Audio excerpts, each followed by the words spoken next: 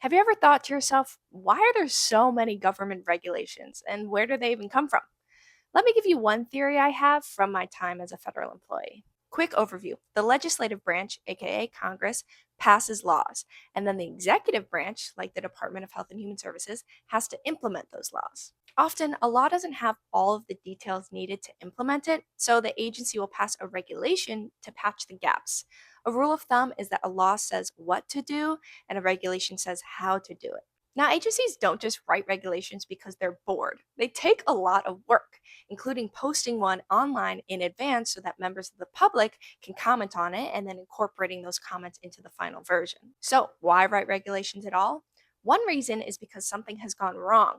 There's a weird edge case or some gap that's been discovered, and the agency writes a regulation to make sure it doesn't happen again. Now, here's where things get sticky. If a regulation was made because something went wrong, then nobody will want to get rid of it.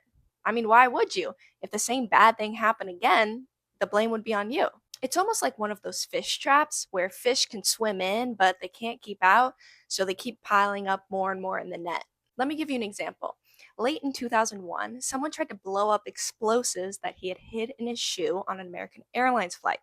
Thankfully, other people on the flight intervened and nothing happened.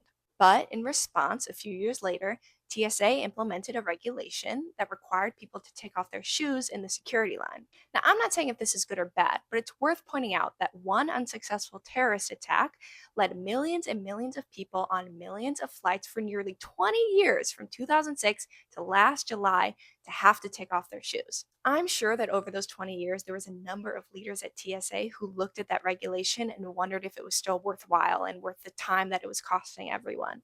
But nobody wanted to be the guy to make the process seem less safe or take the blame if, God forbid, some lunatic tried the same thing. Here's another example. If you've ever been to New York City, you know that there's scaffolding everywhere. Part of the reason is a local law that came from a freak accident. In the 1970s, a college student was walking on the sidewalk when a piece of the facade of the building fell and unfortunately killed her.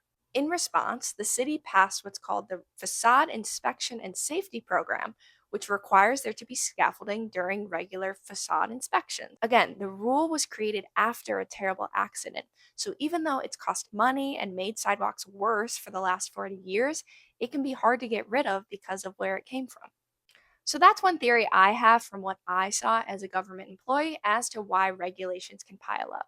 Again, I think some can come from a good place of responding to an accident and trying to prevent it from happening again. But over time, if accidents keep happening and regulations keep being written in response and being hard to get rid of, they do pile up.